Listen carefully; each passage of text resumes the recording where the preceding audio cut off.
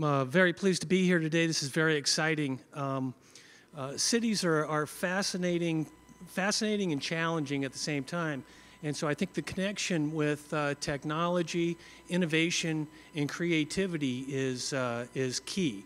I love the tagline that, and I don't know whose idea this was, but the radical trust for a new frontier. I think that really characterizes where we're at as we look at cities and some of the issues we have in relation to some of the solutions that we have with potentially with technology. But I thought about the idea of new frontier, and I don't know why, but kind of the first image that popped into my mind was Lewis and Clark going off on their expedition. You know, kind of going into the unknown, generally knowing what direction they were going, and lots of anticipation on what they were going to find. But if you look at the imagery of Lewis and Clark, a lot of times you see them pointing. It's kind of like I think we should go that way, and I think that's west. But check it out, and it's on their postage stamp, and then that's also commemorated in the symbolism of the historical landmarks. And what Lewis and Clark were really known for was, for going. They went, and so they were successful. And so this is how and they had an app. I think that's a nice connection with where we're at today.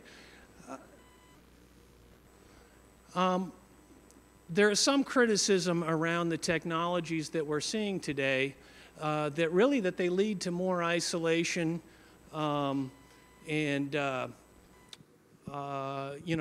disconnect us and actually have people just kind of being on their own.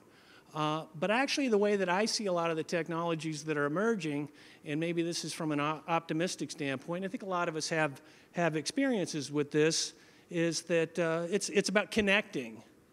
And so with social media and social networking and some of the other technologies that we've seen out there, and a lot of the discussion that we've heard here at the conference so far is really around making the connections.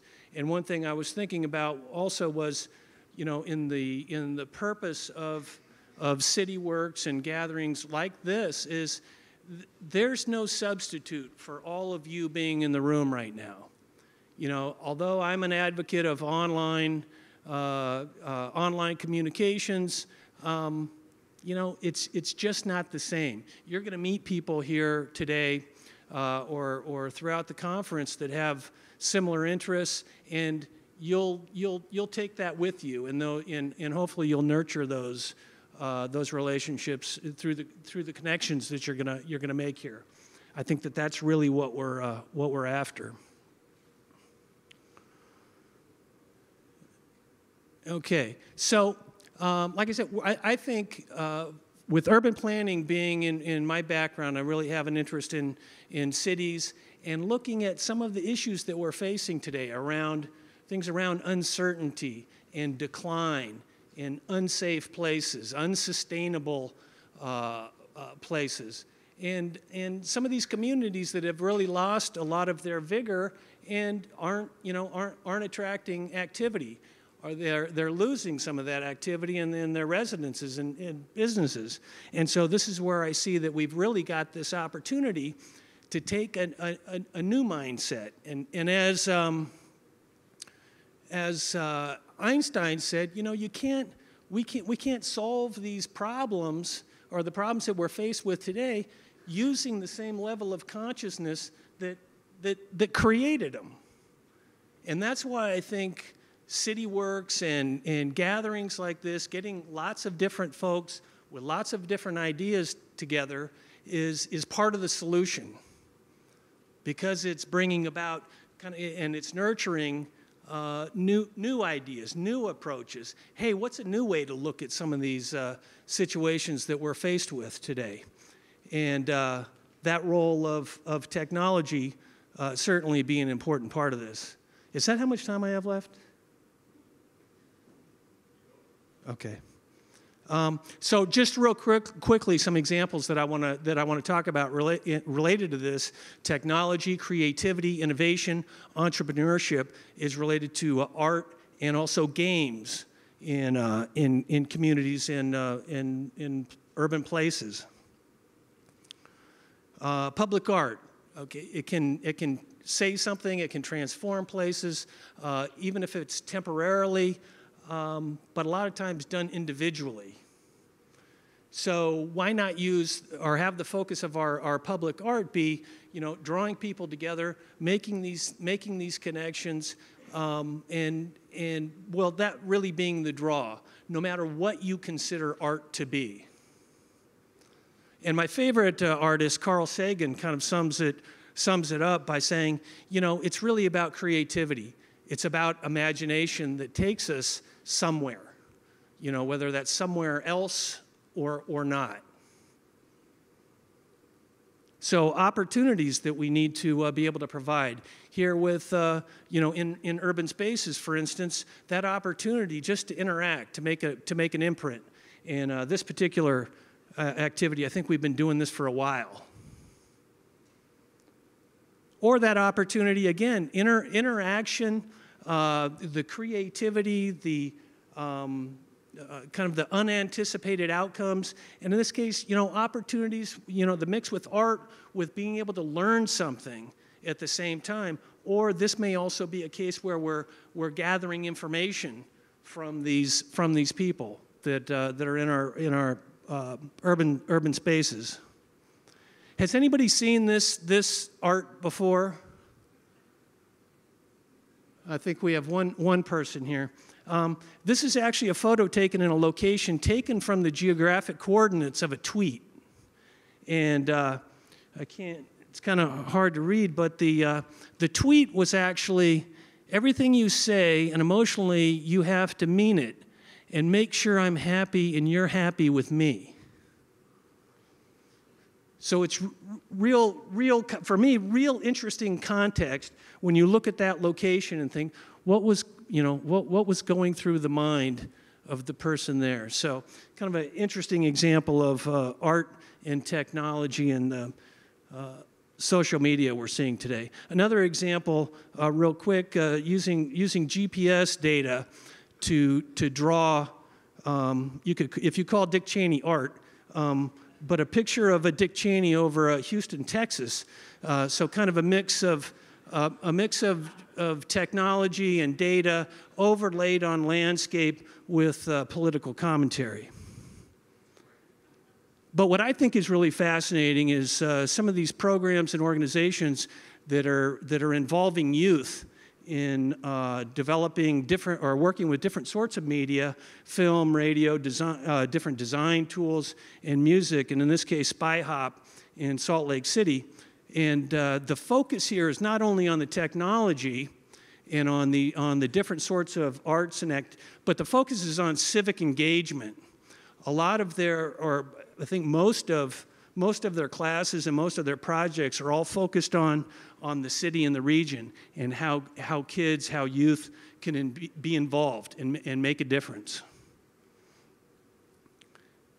And so real quick onto games or the possibilities for games. And some of you probably heard of Jane McGonigal and her, she's got a very popular TED Talk on gamification. But it's using games not to make things easy, but really to make them challenging. And I think that's where we learn things from, is being challenged by something. This idea of the game, the contest, as well as the competition involved, whether that's competing with ourselves or competing with others.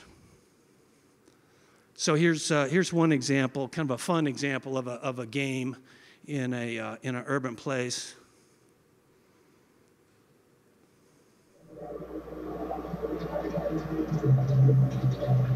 So this is in a public space. They've popped up a screen, and so they're using their cell phones or the light from their cell phones to play like this game of attacking whatever the little icons are. And so you can think about, take away these people and what they're doing from that particular space, and it's probably pretty uninviting. And you probably wouldn't just walk by there, especially at night, and sit down, you know, by yourself or with somebody else and have a conversation. And you can see some of these people have their backpacks on, they're on their bikes, and they just walk by and they got involved.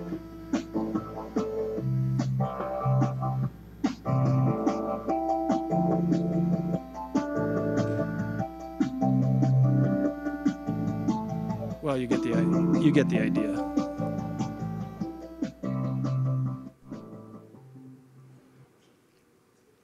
Okay, and then real quick, other sorts of games or contest type frameworks, future scenario building. This one in particular, a world without oil. So getting people together to talk about online, you know, what would that mean to live without petroleum? How would that change the way that you move around your community, heat your home, the sorts of fabrics that we wear, everything. So, and their motto for this is play it before you live it. And also fold it, not necessarily an urban application, but set up as a game or a contest where, in this case, they put a problem. They put a problem forward to gamers who are used to this online kind of visual graphic interface, and said, you know, we've got a problem here with trying to figure out this protein for the AIDS virus development. The gamers in 3 weeks solved a problem that scientists hadn't been able to solve in years. And participation, very important, and an example, participatory Chinatown, where online in a 3D environment, participants are able to assume different roles of what it's like to live in Chinatown and what that means to have kind of, you know, if it's age, cultural background, language differences, income differences, but and that feeds into their comprehensive planning process. And then another quick idea about games is providing incentives and also different sorts of strategy making and interaction in order to solve problems and give input to planning processes. So lots, and there are lots and lots and lots of other examples that I'm sure you'll hear about. But I think this is a good opportunity for us to try to apply some of these principles of imagination, creativity, technology, entrepreneurship to problems like this, and this, and this, and this, in places like this. And so I'm looking forward to seeing all the new apps. Thanks.